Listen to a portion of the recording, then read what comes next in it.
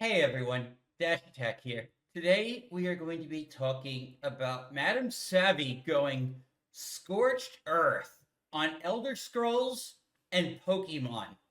Yeah, I know, weird combo, but I'm just damn. Just damn. Okay, first off, let's start with the Elder Scrolls because this one's going to be a lot quicker. Apparently, the Elder Scrolls Online for MagFest is having a writing for gender expansive characters in video games and women in gaming, just more like ESG diversity panels. This is the guy hosting it. He's one of the lead writers of Elder Scrolls Online. This is what Savvy writes. If you ever wonder how ESO fumbled the bag so hard, this is part of it. More activist writers who don't care about the lore or IP they co opt and instead just want to inject their activism into because they don't know how to separate fiction and reality. It's the same ESG ever happened, and so many years have been wasted. IPs, now just memories. Sorry, my throat was a little. No one has to give these people money, so we're just might have a temporary salary. None of these types will retire from it, and it only circles back to in the inevitable. They'll lead to the shutdowns and layoffs, then either infect another studio until studios stop hiring losers, or they'll move on to the next grift, which is AI and thought leader. Haven't heard that one. Thought leader sounds very Orwellian. Anyway, here she is commenting on Pokemon. Eternal Flower Floret is the first time Pokemon uses a gendered pronoun she for Pokemon in the main series. They always use it, even for female only Pokemon. Now call the protag male and female again. Stop listening to Nintendo of America. So I hear that in the new Pokemon trailer, they again avoid saying male, female, or boy or girl when referring to the protagonist and rival. It's not an appearance. You're either a boy or a girl. People without biological degrees are attempting to dictate language, and there is zero reason for sure things. Nintendo of America needs to be shut down. No Japanese creator wants to bend the knee to losers. And of course, posting screenshots from that infamous Dragon Quest interview. Oh my god, this was so classic. So glad Square hasn't taken down my recording of the video. Doing business with such a ridiculous country is really frustrating. Yeah, but it gets worse. It gets worse. Now here she is scorching Nintendo of America, who have a diversity page. Want to take your budget and waste time? Just let your lame DEI employees waste company time and money on useless resource groups and events that do literally nothing of benefit for the company and product.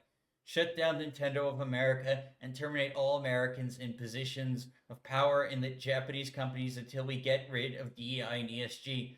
No one buys a single Nintendo product because the American brands touched it and tainted it. They're also the ones misleading the main office on what sells.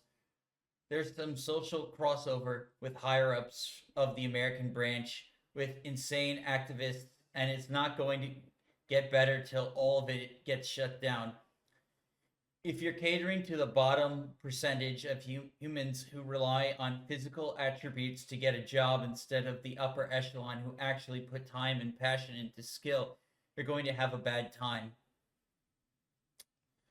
But, I argue that eventually the Japanese investors have to take responsibility or get involved because, DEI and stuff it's in mainstream politics. Like, they should be paying attention. And if they aren't, then, they're enabling these people to sabotage the games. That's just my opinion. Funny you say that because Xenoblade Chronicles actually has male and female options. So this is my response. The Pokemon Company and Game Freak themselves are more to blame, in my opinion. And this is just my opinion. Look at Pokemon Company's actions and marketing outside of the games. Guess what organization they donated thousands of dollars to and announced it on Twitter in the year 2020? The tweet should still be up. And I'm not kidding. It is true. Here, I'll even pull it up right now. Okay, couldn't find the tweet, but I found a Nintendo Everything article reporting on it. And apparently, this is the exact amount they gave BLM. Oh, no, wait.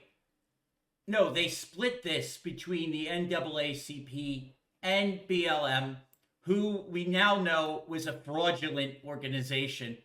Also, after what Palworld is going through and Pocket Pair, I really don't feel inclined to really support the Pokemon franchise right now. I really do hope Pocket Pair wins that lawsuit. They need to take Nintendo and the Pokemon Company down a peg. For sure. For sure. So I find Savvy's tweets and solutions super interesting because they're very, very scorched earth. She basically thinks like you just have to fire everyone and the problem will fix itself. I mean, I would love to talk to her about that on the channel. I have reached out to her to see if I can get her on for Talk No Jutsu. Hopefully she'll respond someday. Yeah. But yeah, I would seriously love to talk to her about stuff like this because I find it super, super interesting. It's stuff I cover a lot. I cover a lot of stuff about like changing languages and stuff like that, needless pandering in video games, people putting like agendas over storytelling and lore. It's all the stuff I cover. So for real, I do hope the new Pokemon game is good and that fans enjoy it and that it offers more of a challenge than some of the newer games. I find a lot of the newer Pokemon games too easy. I feel like they're dumbing them down way too much and they need to up the difficulty. I remember Pokemon, like, it was like, a kid's RPG, but there was still some challenge to it. There was a lot of resource management. You had to, like, know the game. Like, you couldn't just wheeze through it without not knowing what you're doing. So I would like Pokemon to go back to that, to more strategy, more challenge, more resource management. Anyways, that's what I wanted to talk about today. Thank you all for watching this video. I'm Dash Attack, and I'll see you next time.